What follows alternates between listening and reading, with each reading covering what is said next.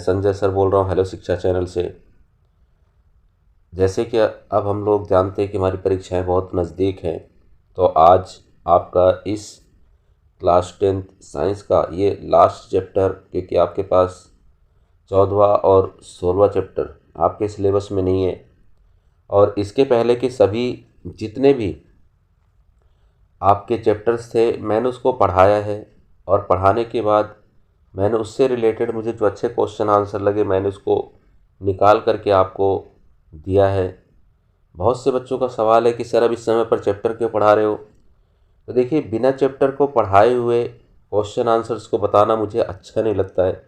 क्यों? क्योंकि जो चैप्टर्स को भी हमने पढ़ा था वो बहुत पहले पढ़ा था, और मुझे नहीं लगता कि बच्चों ने उसे रिवाइज किया होगा। तो एक प्रकार से रिवीजन तौर पे भी है, और जो सीबीएसई बोर्ड में पूछा जाता है वो केवल आपके बुक के दिए हुए क्वेश्चन उठा करके नहीं पूछ लिए जाते हैं। सीबीएसई बोर्ड के अंदर बहुत बारीकी से आपके चैप्टर के बीच में से क्वेश्चन को तैयार किया जाता है।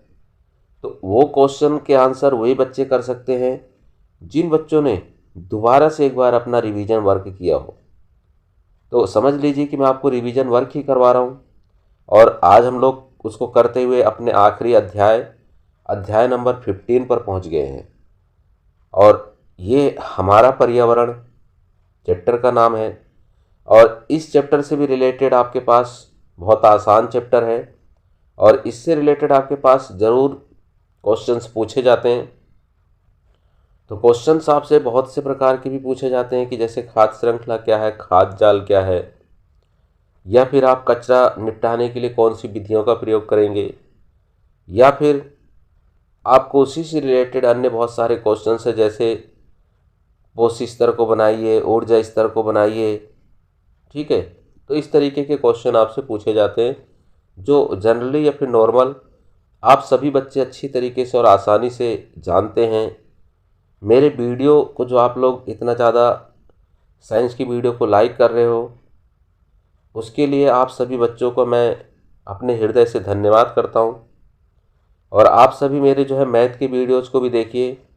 मैथ के वीडियोज़ को मैं लाइव बनाता हूँ आकर के, और मुझे आशा है कि आगे चल कर के मैं अपनी जो भी टेक्नोलॉजी प्रोवाइड की गई है उसमें धीरे धीरे करके मैं उसका यूज करता चला जाऊंगा, और एक दिन आप सभी से भी मैं कनेक्टेड हो जाऊंगा, आप लोगों से भी मैं जुड़ जाऊंगा। तो आप सभी के सामने मैं इस चैप्टर को लेकर के आया हूँ। अब हम लोग इस चैप्टर को रीड आउट करते हैं। तो हम पर्यावरण शब्द से परिचित हैं। इस शब्द का प्रयोग टेलीविज़न पर, समाचार पत्रों में तथा हमारे आसपास लोगों द्वारा प्रायः किया जाता है।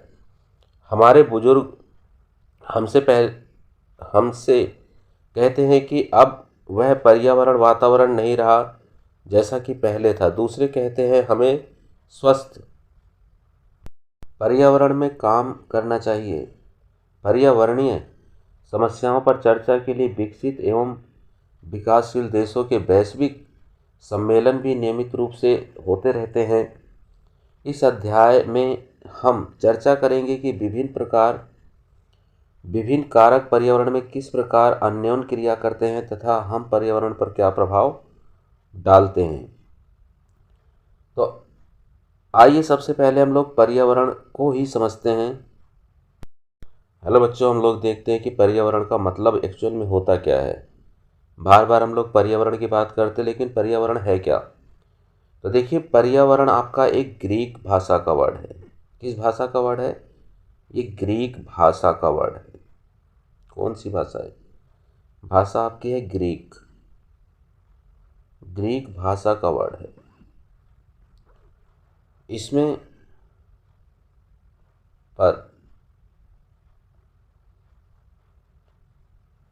पर शब्द का मतलब होता है बाहर का आवरण, या बाहर से घिरा हुआ, बाहर, या फिर बाह्य। क्या मतलब होता है? बाह्य। और आवरण का मतलब होता है घिरा हुआ। आवरण का मतलब क्या है? घिरा हुआ। घिरा हुआ, चारों तरफ से फैला हुआ या घिरा हुआ। आवरण का मतलब क्या हुआ? पर का मतलब तो बाह्य हो गया। और आवरण, आवरण, आवरण का मतलब क्या हुआ? आच्छादित या फिर क्या बोलते हैं, फैला हुआ या फिर घिरा हुआ, घिरा हुआ। तो मोस्टली मैं आपको समझ रहा हूँ कि आप शायद समझ गए हैं।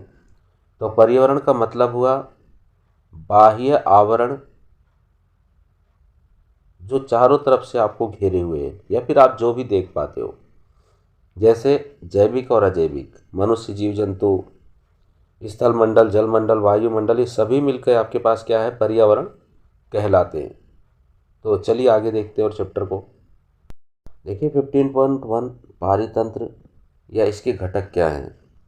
सभी जीव जैसे कि पौधे, जंतु, सूक्ष्म जीव एवं मानव तथा भौतिक कारकों में परस्पर अन्योन्य क्रिया होती है तथा प्रकृति में संतुलन बनाए रखते हैं। किसी क्षेत्र के सभी जीव तथा वातावरण के अजैव कारक संयुक्त रूप से पारितंत्र बनाते हैं। अतः एक पारितंत्र में सभी जीवों के जैव घटक तथा अजैव घटक होते हैं। भौतिक कारक जैसे ताप, वर्षा, वायु, मृदा एवं खनिज इत्यादि अजैव घटक हैं। तो जाहिर है कि पारितंत्र क्या है? तो पारितंत्र तो जैविक और अजैविक घटक जहाँ पर एक संग रहते हैं। तो पारितंत्र है क्या? तो दो चीज़ें, जैसे जैविक और अजैविक। जैविक अर्थात जीवित, अजैविक अर्थात वायु वगैरह। अजैविक, अजैविक, इन दोनों के, ये दोनों मिल करके जो वातावरण निर्मित करते हैं उसे हम पारितंत्र कहते हैं, या फिर जहाँ पर ये दोनों एक दूसरे के तालमेल से रहते हैं उसे हम पारितंत्र कहते हैं। आइए आगे हम लोग चैप्टर को देखते हैं। उदाहरण के लिए यदि आप बगीचे में जाएं तो आपको विभिन्न पौधे जैसे घास, वृक्ष, गुलाब, चमेली, सूर्यमुखी जैसे फूल वाली सजावटी पौधे तथा मेढक, कीट एवं पक्षी जैसे जंतु दिखाई देते हैं। यह सभी सजीव परस्पर अन्योन्य क्रिया करते हैं तथा इनकी वृद्धि जनन एवं अन्य क्रियाकलाप पारितंत्र के अजैव घटकों द्वारा प्रभावित होते हैं। अतः एक बगीचा एक पारितंत्र है। वन, तालाब, झील पारितंत्र के अन्य प्रकार हैं। ये प्राकृतिक पारितंत्र, जबकि बगीचा तथा खेत मानव निर्मित पारितंत्र हैं। तो प्राकृतिक पारितंत्र आप समझ रहे हो और मानव निर्मित पारितंत्र भी आप समझ रहे हो। तो जो प्राकृतिक में पहले से मौजूद है, जैसे समुद्र हो गए, झरने हो गए, वनस्पतियाँ हो गई, और इसके अलावा जो मनुष्य ने स्वयं बनाए हैं जैसे बगीचा, खेत, ये सब मानव निर्मित है। वन, तालाब, झील पारितंत्र के प्राकृतिक उदाहरण हैं, जबकि बगीचे तथा खेत मानव निर्मित पारितंत्र है। ये भी क्वेश्चन आपसे कभी कभी पूछ लिया जाता है, इसको भी आप याद कर लीजिए। हम पिछली कक्षाओं में पढ़ चुके हैं कि जीवन निर्वाह के आधार जीवों को उत्पादक, उपभोक्ता, अपघटकों, वर्गों में बांटते हैं। आइए स्मरण करने का प्रयास करें जो हमने स्वनिर्वाह पारितंत्र स्वयं बनाया था। कौन से जीव सूर्य के प्रकाश एवं क्लोरोफिल की उपस्थिति में अकार्बनिक पदार्थों से कार्बनिक पदार्थ जैसे कि शर्करा, चीनी जिसे हम कहते हैं, एवं मंड मंड का निर्माण कर सकते हैं। सभी हरे पौधे नील, कौन कौन से पौधे? नील हरित शैवाल जिनमें प्रकाश संश्लेषण की क्षमता है, इसी वर्ग में आते हैं। इन्हें उत्पादक कहते हैं। यहाँ पर उत्पादक या प्रोड्यूसर कौन है वो आ चुके हैं, तो आप प्रोड्यूसर के बारे में थोड़ा याद रखिए, और यहाँ पर पौधे एवं नील हरित शैवाल के बारे में भी याद रखिए। क्रियाकलाप 15.1 संभवतः आपने एक जल जीवशाला देखी होगी। आइए इसे बनाने का प्रयास करते हैं। जल जीवशाला बनाते समय, इसका मतलब है जीव जिसमें निवास करते हैं, जो हम लोग अपने घरों के अंदर मछली वगैरह को रखते हैं शीशे के अंदर। हमें किन बातों का ध्यान रखना चाहिए? मछलियों को तैरने के लिए पर्याप्त स्थान अर्थात एक बड़ा जार होना चाहिए। जल, ऑक्सीजन एवं भोजन। हमें एक वायु पंप, वातित्र जिसे हम कहते हैं, द्वारा ऑक्सीजन पंप कर सकते हैं एवं तथा मछली का भोजन बाजार में उपलब्ध होता है। यदि हम इसमें कुछ पौधे लगा दें तो वह एक स्वनिर्वाह तंत्र बन जाएगा। क्या आप सोच सकते हैं कि यह कैसा होगा? एक जल जीवशाला मानव निर्मित पारितंत्र का उदाहरण है। क्या हम जल जीवाश्म बनाने के उपरांत इसे ऐसे ही छोड़ सकते हैं? यदा कदा क्या हम जल जीवशाला बनाने के उपरांत इसे ऐसे ही छोड़ सकते हैं?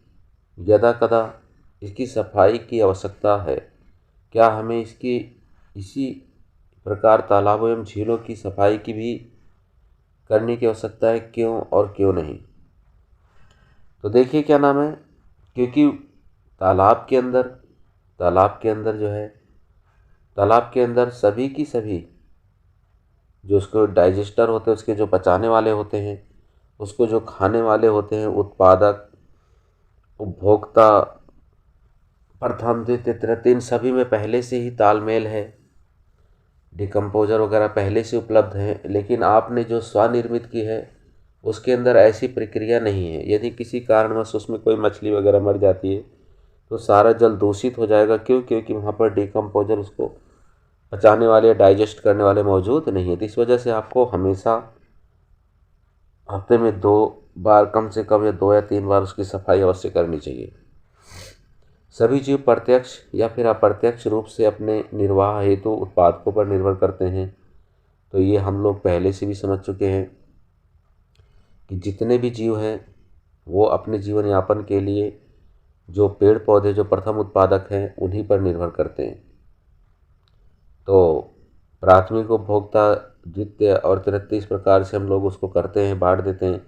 तो देखिए, ये जीव जो उत्पादक द्वारा निर्मित अपने भोजन को प्रत्यक्ष या परोक्ष रूप से निर्भर करते हैं, उसे हम उपभोक्ता कहते हैं। उपभोक्ता को मुख्यतः शाकाहारी, मांसाहारी तथा सर्वाहारी परजीवी में बांटा जा सकता है। तो शाकाहारी आप सभी जानते हो, जो घास वगैरह या फिर हर्ष वगैरह खाते हैं, अर्थात वे जो है क्या नाम है, किसी भी प्रकार से मांस का प्रयोग नहीं करते हैं, मीट का। अर्थात वो जो है क्या नाम है, फल फ्रूट, इन्हीं सब चीज़ों पर अपना जीवन यापन करते हैं। देखिए, उसके बाद मांसाहारी है, तो बिल्कुल क्लियर शब्दों में दिखाई दे रहा है कि मांस जमा हारी, अर्थात मांस को हरण करने वाले, मांस को खाने वाले जीव।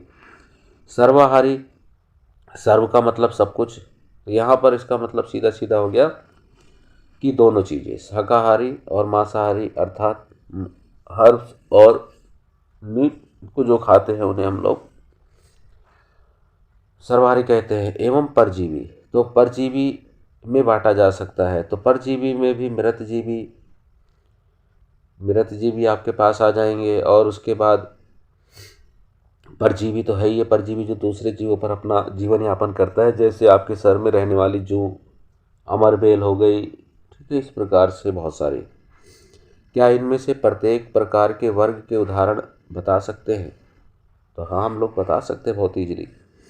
ऐसी स्थिति की कल्पना कीजिए जब आप जल जीवशाला को साफ करना छोड़ दें तथा कुछ मछलियाँ एवं पौधे इसमें मर भी गए हैं। क्या आपने कभी सोचा है कि क्या होता है जब एक जीव मरता है? जीवाणु और कवक जैसे सूक्ष्म जीव, तो इसकी वही बात आ रही जो इसके डाइजेस्टर है, जो पचाने वाले हैं।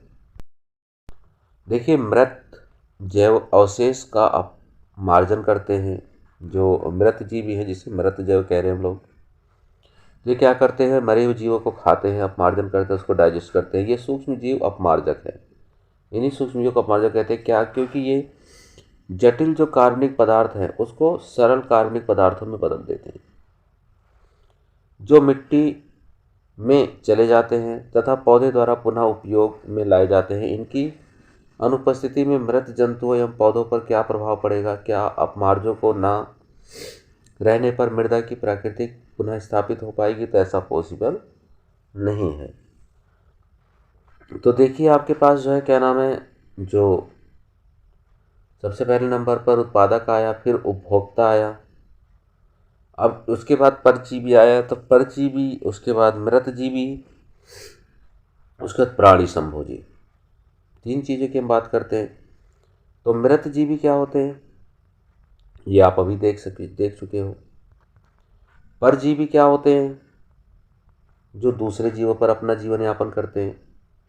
और प्राणी संभोजी क्या होते हैं, तो प्राणी संभोजी किसे कहते हो आप, तो जो ठोस के रूप में अपना भोजन ग्रहण करते हैं, जो ठोस के रूप में अपना भोजन ग्रहण करते हैं, उसे हम प्राणी संभोजी कहते हैं। चलिए आगे देखते हैं चैप्टर को।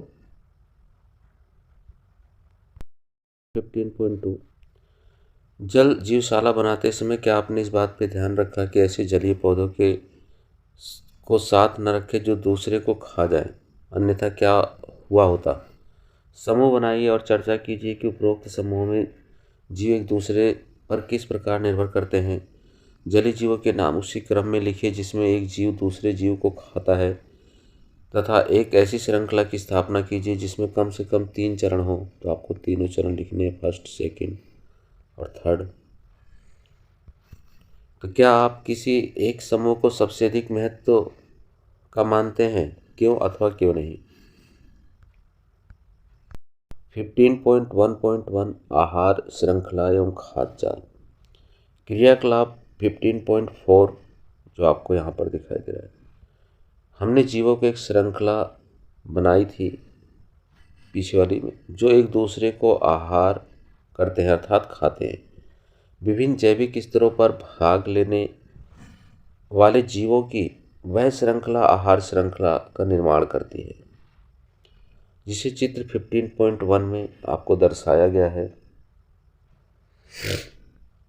यहाँ पर। आहार श्रृंखला का प्रत्येक चरण अथवा कड़ी एक दूसरे पोषी स्तर बनाते हैं।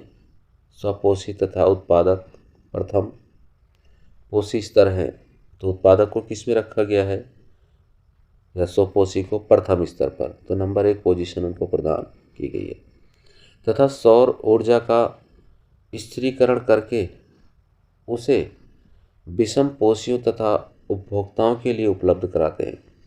तो जाहिर है कि सौर ऊर्जा का स्थिरीकरण हो, अर्थात वो वायुमंडल में जो आ रही है वो उसकी चीज़ को पुनः स्थापित करना, ये आपका जो है क्या नाम है पौधे करते हैं। और उसके बाद अन्य में जो है क्या नाम है आपके पास विषम पोषी तथा उपभोक्ता आते हैं जो उनको खाते हैं। शाकाहारी तथा अथवा प्राथमिक उपभोक्ता द्वितीय पोषी स्तर पर हैं। तो दूसरे नंबर पर कौन है आपके पास, शाकाहारी प्राथमिक उपभोक्ता द्वितीय पोषी स्तर पर है, अथवा द्वितीय उपभोक्ता तीसरे पोषी स्तर पर।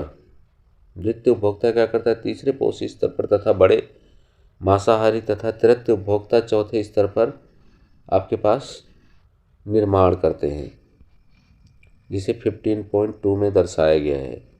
तो आगे चित्र है, हम जानते हैं कि जो भोजन हम खाते हैं हमारे लिए ऊर्जा का स्रोत कार्य करता है तथा विभिन्न कार्यों के लिए ऊर्जा प्रदान करता है। अतः पर्यावरण के विभिन्न घटकों को परस्पर अन्योन्य क्रिया में निकाय के एक दूसरे से ऊर्जा प्रवाह होता है। जैसा कि हम पढ़ चुके हैं, स्वपोषी सौर ऊर्जा में निहित ऊर्जा को ग्रहण करके रासायनिक ऊर्जा में बदल देते हैं। तो किस ऊर्जा में कर्मण करते हैं, रासायनिक ऊर्जा में। यह ऊर्जा संसार के संपूर्ण जैवमंडल को सभी क्रियाओं संपादन में सहायक है। स्वपोषी से ऊर्जा विषम पोषित घटकों तक पहुंच जाती है। जैसा कि ऊर्जा स्रोत नामक पिछले अध्याय में हमने जाना था कि जब ऊर्जा एक रूप से दूसरे रूप में परिवर्तन होता है तो पर्यावरण में ऊर्जा की कुछ मात्रा का अनुपयोगी ऊर्जा के रूप में ह्रास हो जाता है। पर्यावरण के विभिन्न घटकों के बीच ऊर्जा प्रवाह का विस्तृत अध्ययन किया गया था तथा यह पाया गया है कि एक स्थलीय पारितंत्र में हरे पौधे की पत्तियां द्वारा प्राप्त होने वाली सौर ऊर्जा का लगभग 1% भाग खाद्य ऊर्जा में परिवर्तित हो जाता है। तो ये लाइन भी एक कि सूर्य केवल 1% सूरज से पौधे केवल 1% सूरज से आने वाली ऊर्जा का ही उपयोग उनके पत्तियों के द्वारा किया जाता है, बाकी आपका 99% वापस चला जाता है। और यहाँ पर आप लोगों को जो है उत्पादक को पोषी स्तर में दिखाया गया है, पहले नंबर पर पोजीशन प्राप्त है। द्वितीय नंबर पे उपभोक्ता को प्राथमिक उपभोक्ता, तृतीय उपभोक्ता और चतुर्थ उत्पादक, प्राथमिक उपभोक्ता, द्वितीय और तृतीय उपभोक्ता में उसको कंसिडर किया गया है। हम पोषी स्तर में इससे आगे और स्तर पर नहीं जाते हैं, क्योंकि उसके बाद हम लोगों को जो है माइनस में ऊर्जा, पॉइंट में ऊर्जा प्राप्त होती है, जो इतनी कम है कि उसकी हम कल्पना नहीं कर सकते। जब हरे पौधे प्राथमिक उपभोक्ता द्वारा खाए जाते हैं तो ऊर्जा की बड़ी मात्रा का पर्यावरण में ऊष्मा के रूप में ह्रास होता है और कुछ मात्रा का उपभोग वो पाचन में कर पाते हैं। जैसे भी विभिन्न जैव कार्यों में वृद्धि एवं जनन में होता है। खाए हुए भोजन की मात्रा का लगभग 10% ही जैव मात्रा में बदल पाता है तथा अगले स्तर के उपभोक्ता को उपलब्ध हो पाता है, अर्थात 10% के हिसाब से पोषी स्तर में उसके बाद ट्रांसफ़र होता है उत्पादक के बाद। इसी कारण से इसे 10% लो या 10% ऊर्जा का नियम भी हम लोग कहते हैं इसको। अतः हम कह सकते हैं कि प्रत्येक स्तर पर उपलब्ध अकार्बनिक पदार्थों की मात्रा औसतन 10% ही उपभोक्ता के अगले स्तर तक पहुंचती है, क्योंकि उपभोक्ता के अगले स्तर के लिए ऊर्जा की बहुत कम मात्रा उपलब्ध हो पाती है। अतः आहार श्रृंखला समानतः 3 अथवा 4 चरण की होती है। प्रत्येक चरण में ऊर्जा का ह्रास होता है, इतना अधिक होता है कि चौथी पोषी स्तर तक बाद उपयोगी ऊर्जा की मात्रा बहुत कम हो जाती है। समानतः निचले पोषी स्तर पर जीवों की संख्या अधिक होती है, अतः उत्पादक स्तर पर यह संख्या सर्वाधिक होती है।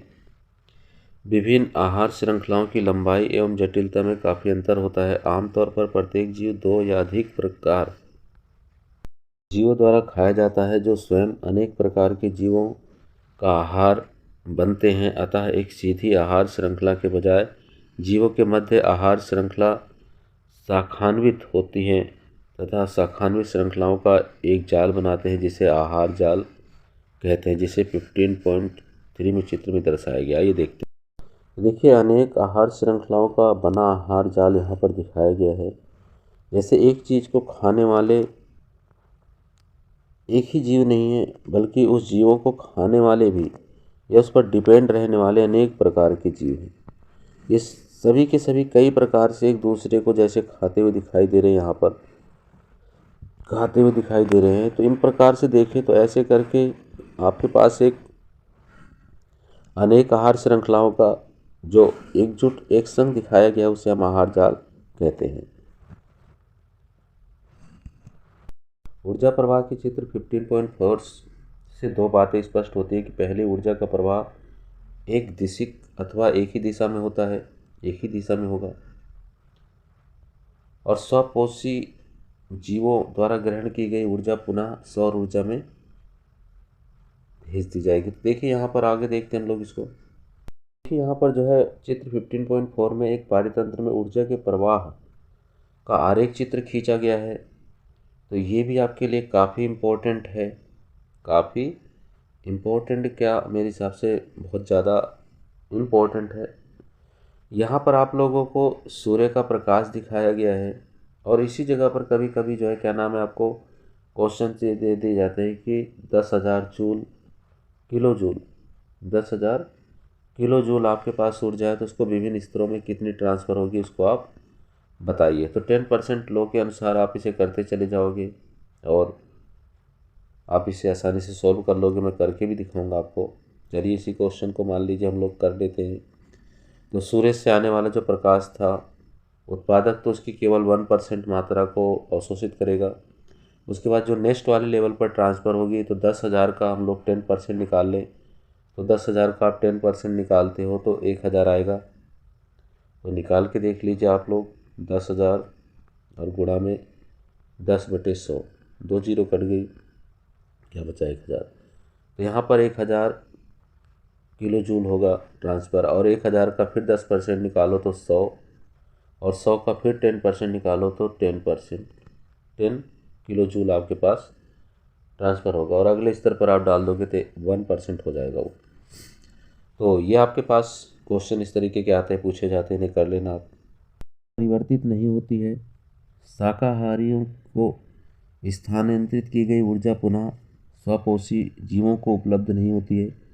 जैसे यह विभिन्न पोषी स्तरों पर क्रमिक स्थानांतरित होती रहती, अपने से पहले स्तर के लिए उपलब्ध नहीं होती है। दूसरे प्रत्येक स्तर पर ऊर्जा की हानि के कारण प्रत्येक पोषी स्तर पर उपलब्ध ऊर्जा में उत्तरोत्तर ह्रास होता है।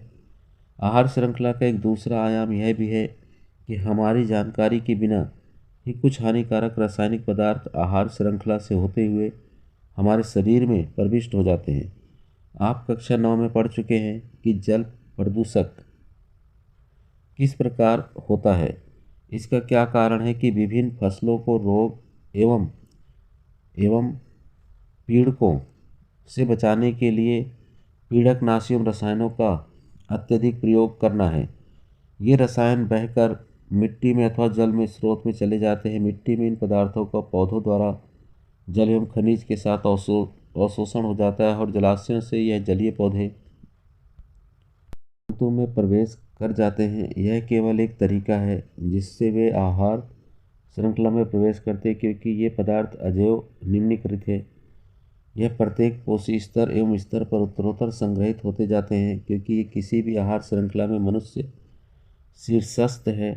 अतः हमारे शरीर में यह रसायन सर्वाधिक मात्रा में संचित हो जाते हैं, अर्थात एकत्रित हो जाते हैं।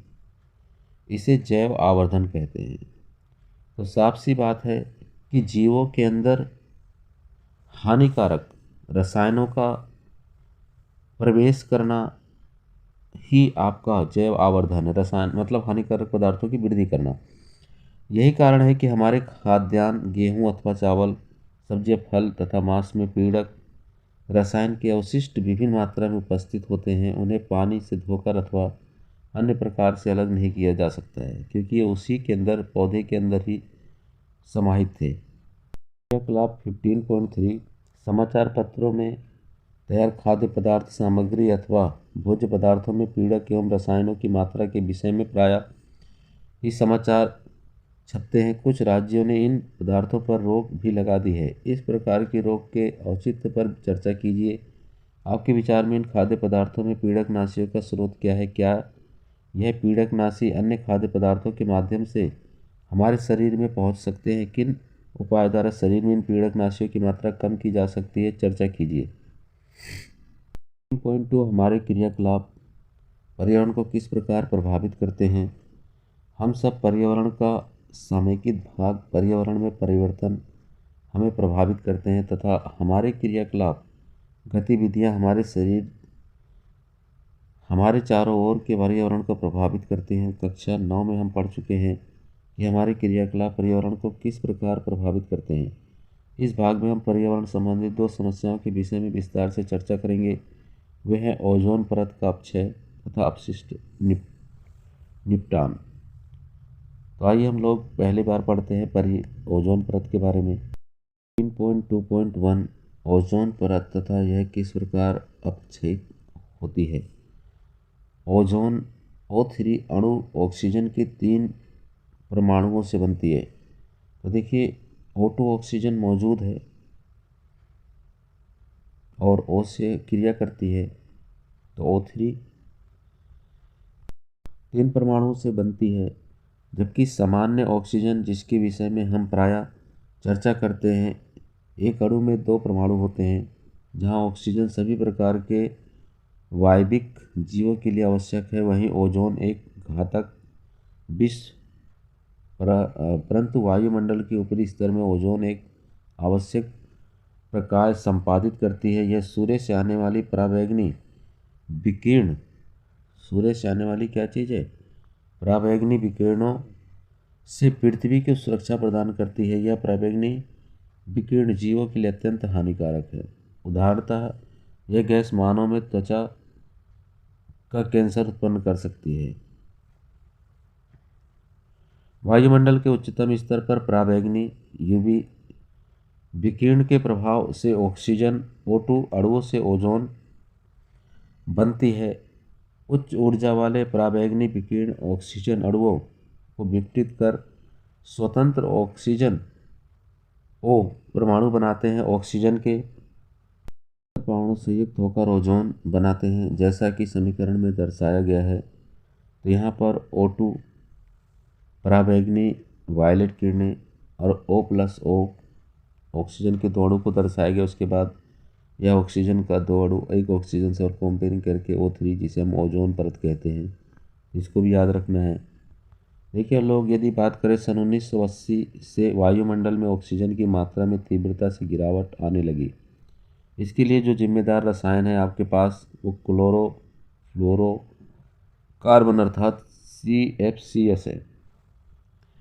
जैसे मानव संश्लेषित रसायनों को इसका मुख्य कारक माना गया। इसका उपयोग रेफ्रिजरेटर को शीतलता एवं अग्नि शमन के लिए किया जाता था, आग बुझाने के लिए। 1987 सन याद रखना है। 1987 में संयुक्त राष्ट्र संघ पर्यावरण कार्यक्रम UNEP, जिसे बोलते संयुक्त राष्ट्र पर्यावरण कार्यक्रम, में सर्वानुमति बनी कि CFC के उत्पादन को 1986 पर ही सीमित रखा जाए।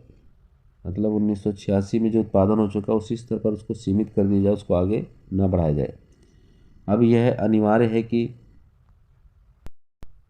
दुनिया भर की सभी विनिर्माण कंपनियां CFC रहित रेफ्रिजरेटर बनाएं।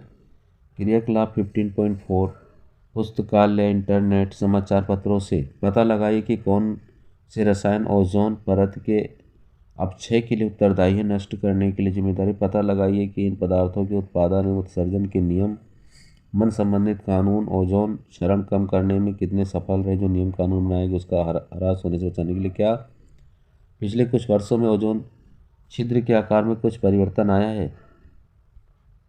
15.2.2 कचरा प्रबंधन।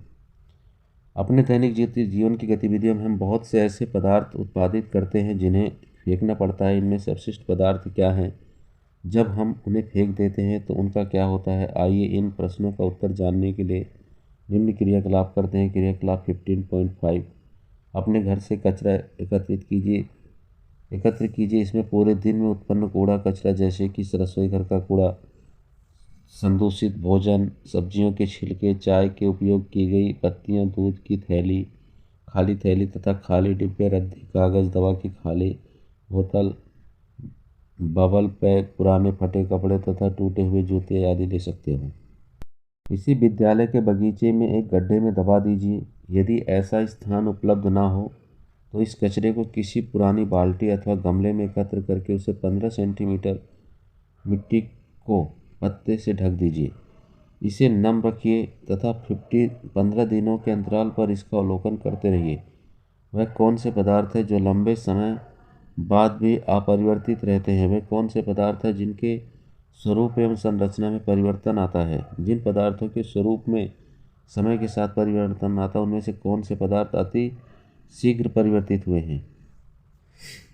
हमने जैव प्रक्रम वाले माध्यम में पढ़ा है कि हमारे द्वारा खाए गए भोजन का पाचन विभिन्न एंजाइमों द्वारा किया जाता है। क्या आपने कभी सोचा है कि एक ही एंजाइम भोजन के सभी पदार्थों का पाचन क्यों नहीं करता। एंजाइम अपनी क्रिया में विशिष्ट होते हैं। किसी विशेष प्रकार के पदार्थों के पाचन अपघटन के लिए विशिष्ट एंजाइम की आवश्यकता होती है। इसीलिए कोयला खाने से हमें ऊर्जा प्राप्त नहीं हो सकती है। इसी कारण बहुत से मानव निर्मित पदार्थ जैसे कि प्लास्टिक का अपघटन जीवाणु अथवा दूसरे मृत जीवों द्वारा नहीं हो सकता है। इन पदार्थों पर भौतिक प्रक्रम जैसे कि ऊष्मा तथा दाब का प्रभाव होता है, परंतु सामान्य अवस्था में लंबे समय तक पर्यावरण में बने रहते हैं। वे पदार्थ जो जैविक प्रक्रम द्वारा अपघटित हो जाते हैं उन्हें जैव निम्नीकरण कहलाते हैं, क्योंकि वो घट गए हैं, जीवों द्वारा तोड़े जा चुके, अपघटित किए जा चुके हैं। दोबारा से वो मट्टी बन जाएंगे। आपके द्वारा दबाए गए पदार्थ में से कितने जैव निम्नीकरण के थे। वे पदार्थ जो क्रम में अपघटित नहीं होते हैं अजैव निम्नीकरण कहलाते हैं। यह पदार्थ समानतः अक्रिय तथा लंबे समय तक पर्यावरण में बने रहते हैं अथवा पर्यावरण के अन्य सदस्यों को हानि पहुंचाते। किसी भी नगर एवं कस्बे में जाने पर चारों कचरे के ढेर दिखाई देते हैं। किसी पर्यटन स्थल पर जाइए, हमें विश्वास है कि वहां पर बड़ी मात्रा में खाद्य पदार्थों की खाली थैली इधर उधर फैली हुई दिख जाएंगी। पिछली कक्षाओं में हमने स्वयं द्वारा उत्पादित इस कचरे में के लिए उपयोगों पर चर्चा की। आइए इस समस्या पर अधिक गंभीरता से ध्यान दें।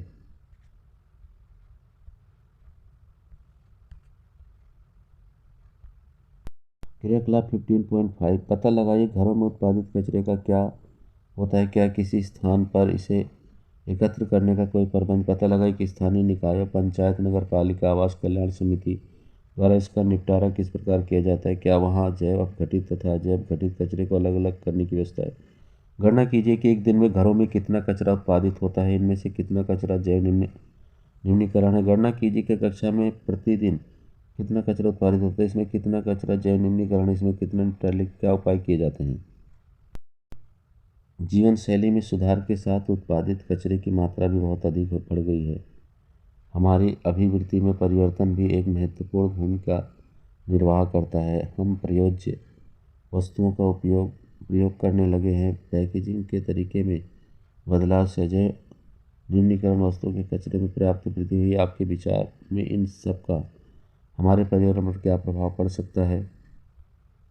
गाड़ियों में प्रयोज्य या फिर निवर्तनीय कप। यदि आप अपने माता पिता से पूछेंगे तो संभवतः उन्हें याद होगा कि रेलगाड़ियों में चाय कांच के गिलासों में दी जाती थी, जो चाय वाले को वापस कर दी जाती थी। डिस्पोजल कप एवं गिलास के उपयोग को इस आधार पर बढ़ावा मिला कि वे स्वच्छ और स्वस्थकर हैं। उस समय किसी ने कल्पना भी नहीं की थी कि प्रतिदिन लाखों की संख्या में उपयोग किए जाने वाले इन कपों का क्या समाधान होगा। उस समय पूर्व कुल्हड़ विकल्प के रूप में लाए गए, परंतु इस पर विचार नहीं किया गया कि इतनी बड़ी मात्रा में कुल्हड़ बनाने के लिए कितने उर्वरक मिट्टी की आवश्यकता होगी। अब कागज़ के डिस्पोजल कप का इस्तेमाल हो रहा है। आपके विचार में डिस्पोजल प्लास्टिक कप की अपेक्षाकृत कागज़ के डिस्पोजल कप के इस्तेमाल के क्या लाभ हैं। तो जाहिर है कि जो कुल्हड़ आपके बनाए जाते थे उससे पृथ्वी की उर्वरा शक्ति नष्ट हो जाती थी, क्योंकि उपजाऊ मिट्टी का उपयोग कुल्हड़ बनाने के लिए किया जाता था या किया जाता है। लेकिन जो डिस्पोजल कप होते हैं वो आसानी से जो है क्या नाम है आपके पास बाद में मृदा में अपघटकों द्वारा कन्वर्ट कर दिए जाते हैं। 15.10 इंटरनेट अथवा पुस्तकालय की सहायता से पता लगाई कि इलेक्ट्रॉनिक वस्तुओं के निपटान के समय किन खतरनाक वस्तुओं में आपको सुरक्षापूर्वक छुटकारा पाना है। यह पदार्थ पर्यावरण को किस प्रकार प्रभावित करते हैं। पता लगाए कि प्लास्टिक का पुनः चक्रण किस प्रकार होता है। क्या प्लास्टिक के पुनः चक्रण पर्यावरण पर कोई समाघात होता है। इसी के संग समाप्त होता है यहाँ पर ओजोन क्या है। क्वेश्चन आंसर के रूप में कचरे के निपटाने के लिए आपको क्या क्या है। तो आप उसे ज़मीन में दबा सकते हो, आप उसे पुनः उपयोग में ला सकते हो। तो आप लोगों को क्वेश्चन किताब से भी मैं करवाऊंगा याद करने हैं कि जो आर होता है वो आर रीयूज, रिसाइकल, ठीक है, इस तरीके से रिफॉर्म करना, ये सब क्या है। तो किस प्रकार से जो है इसका प्रबंधन कचरे का किया जाता है। जैसे सीवेज सिस्टम हो गया आपके पास, बायोगैस सिस्टम हो गया। तो ऐसे बहुत सारे तरीके जिससे कचरे का निपटारा किया जा सकता है। तो आप मेरे चैनल के संग जुड़े रहिए, लाइक करिए, सब्सक्राइब करिए, शेयर करिए, कमेंट करिए। अगर कोई परेशानी है तो आप सभी का वीडियो देखने के लिए धन्यवाद।